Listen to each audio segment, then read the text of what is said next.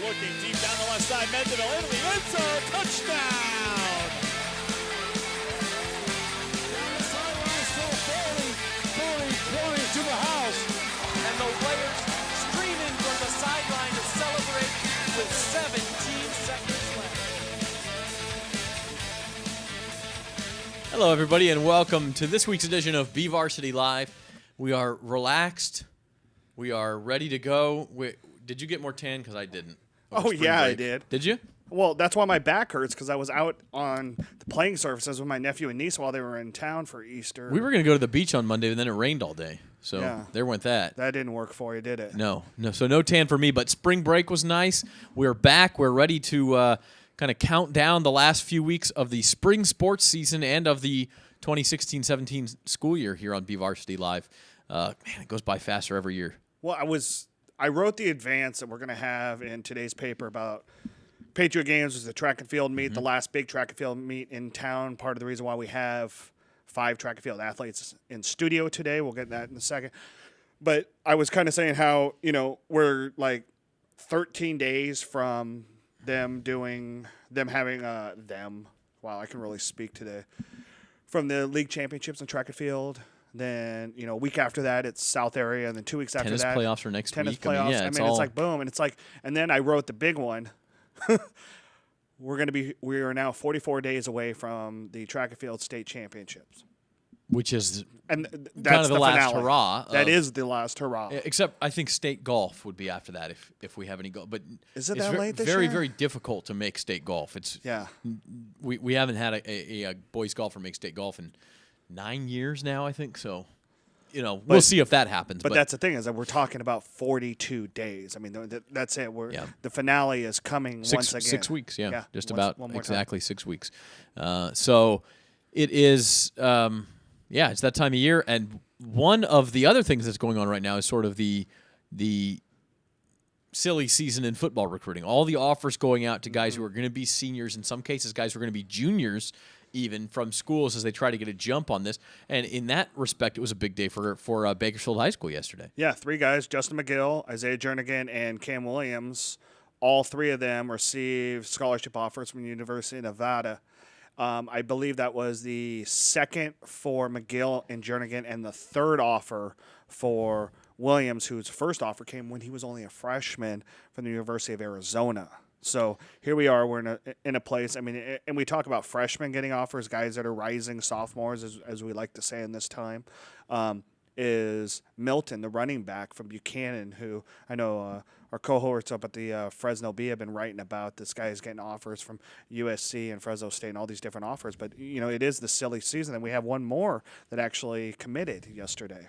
And that would be a wrestler from Foothill, Adrian Godinez, who committed to Fresno State. So continue to see Fresno State come down into Kern County and nab wrestlers for the reincarnation of its wrestling program. But you know what? It's good for the Valley. It is. Well, and it's a weird week, too, in collegiate wrestling because we got word a couple days ago that Boise State was folding their wrestling program in hopes that they would build a baseball program, which is all great and good. But you got to look at Mike Mendoza and his wife and 2 kids, former Cal State Bakersfield wrestling coach, moves up there, settles in, gets his feet wet, and then they pull the rug out. There's a whole from bunch of under him. wrestlers now who are going to be looking for a home, and you wonder if some of AJ them Fierro is maybe one of find them. a home at Cal State Bakersfield because of the Mike Mendoza connection. Certainly possible, too. So a strange week in wrestling, and it's strange to be talking about wrestling this late into the spring, but here when we are. news like that comes, that's what happens. Now, I wonder on the BHS Nevada connection, do you think Asani Rufus was in the coach's office and said, here's a roster of my high school. Look, they were good again. You need to offer this guy, this guy, this guy, this guy, this guy, and this guy. And they said, 3, Asani. Pick 3. Or something like that. Well, or maybe there's more coming. Well, and it's kind of funny because he and Daniel Shoney were kind of going at it on Twitter. Shoney, still a senior at BHS. He signed to UNLV, and, he was like, I think he added one of his position coaches from UNLV in the tweet that we sent out yesterday. And Asani's like, pump the brakes, Shoney, it's all done. And then Shoney came back and goes, no, it's not all said and done until signing day. Well, and these guys aren't even committed, so Asani may have jumped the gun on that one, but certainly a recruiting tool there for the Wolfpack to have one of the all-time greats at BHS on the team recruiting these new guys, although he'll be done at Nevada by the time any of these guys get there, I believe. But that's the neat thing. No, maybe McGill. McGill will be a senior, right? Yeah, McGill will be so a senior. He so could possibly be there at the same time. But not Jernigan or Williams, right. No, if they decide to go up there. But they would be up there with Cole Beatty from Centennial. He'll be up there this fall.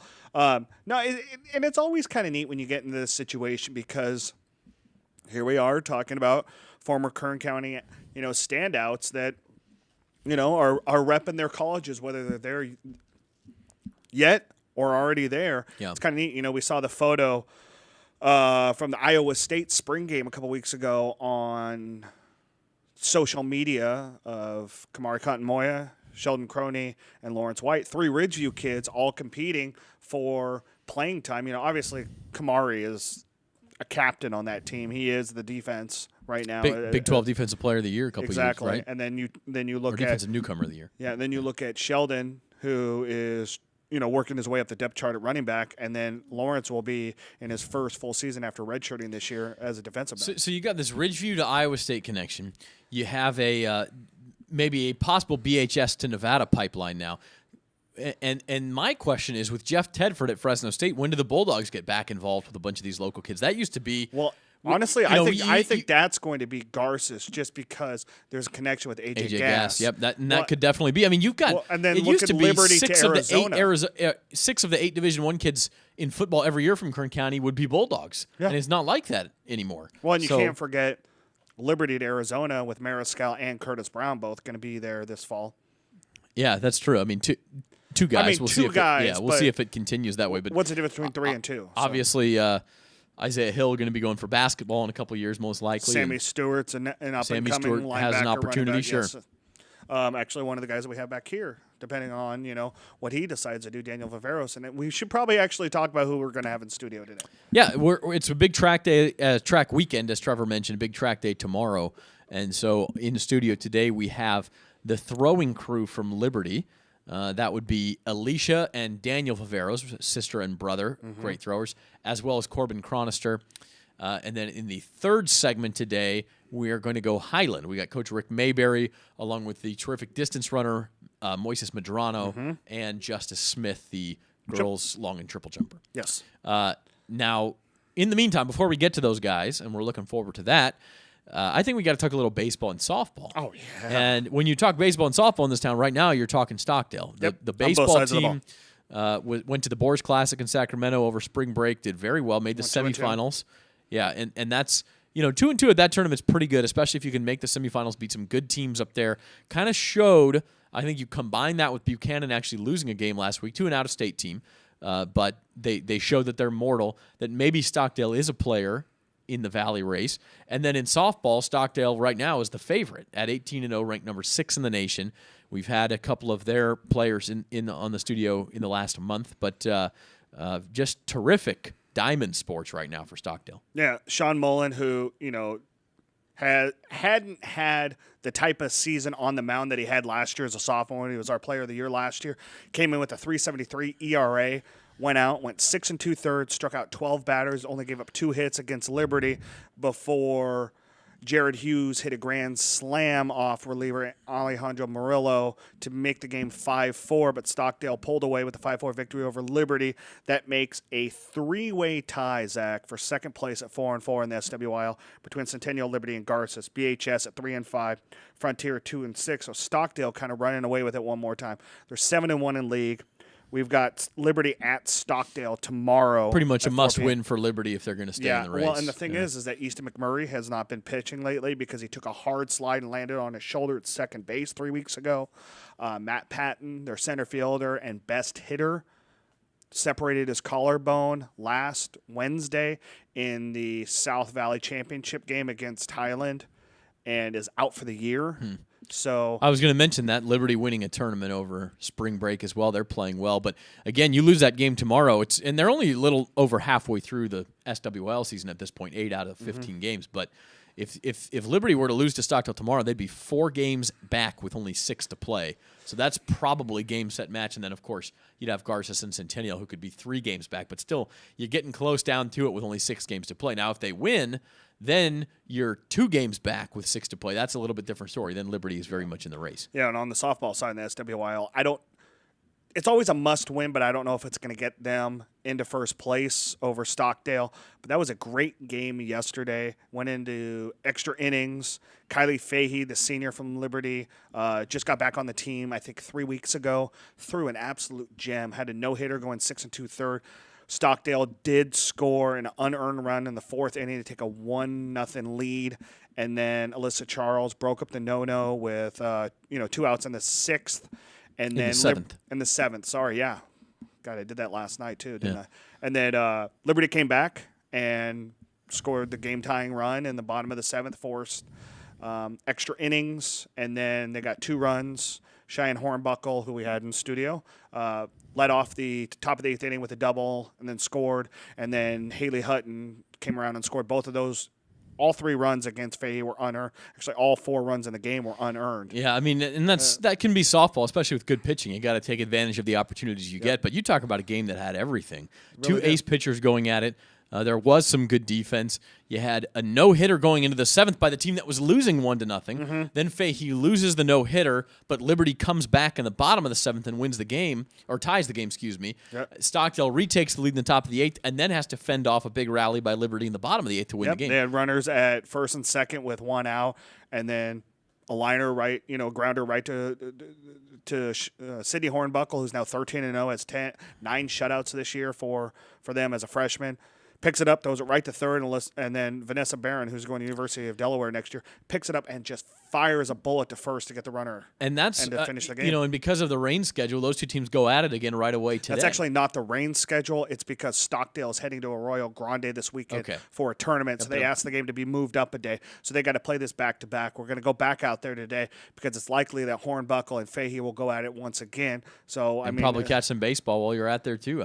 Because they're so close in proximity. No, the baseball's tomorrow. Oh, baseball is tomorrow. That's right. So it will be softball only today. But such an incredible game when you look at it. And, Stockdale team, like we said, is 18-0, number 1 in our rankings, number 6 in the state, 6 in the nation, and 2 different rankings, Cal High versus Max Preps. Obviously there's going to be different things going on there.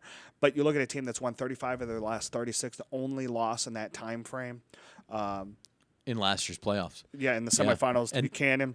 It'll be interesting to see. They won 29 straight in league. Last time they lost was in April 2015 in a 14-inning game against Liberty. Yeah, it'll be interesting to see what they do at Arroyo Grande this weekend because they'll face some tough teams in that tournament. And so we'll see if Stockdale can kind of keep that lofty ranking. We'll get into the other leagues in the 4th segment. Well, I just real quick, I do want to say, speaking of the other leagues, Liberty won that South Valley Classic in baseball. The team I came away thinking, boy, they are. You can't sneeze on them just because they're from the SEYL, where typically even the champions have been weaker compared to the SWYL teams. Highland hits really, the really snot good out of the ball. Yeah, I mean Starts they with Blake thumped Ryder. Liberty the first time they played in that tournament, and then because of it was a pool play, and then you get into the bracket play, Liberty had another chance and beat them in the championship game. But Highland looking very good. Highland they can thumped hit the snot Tehachapi out of and the ball. Liberty in that. Blake Ryder can throw and hits it for them. Landon Kauk is a great hitter for them. Same thing goes for Chase Morales, who also pitches for them. So the Scots could be players this year in Division III along with Garces. And Tehachapi in the SYL looking very good along with D3 could be very Kern County centric this year in the baseball playoffs. And it's Memorial Day weekend that the baseball playoffs return to Rawhide Ballpark in Visalia. So that's the section championship. So let's take a break. We may talk some more baseball and softball in our final segment. We've got other stuff to get to as well. But we're going to turn our attention to the track and to the field, to the shot put and discus rings specifically next. And we are going to welcome the Liberty throwers into the studio, Daniel and Alicia Viveros, and also Corbin Chronister from the Liberty Patriots to preview the Patriot games coming up right after this.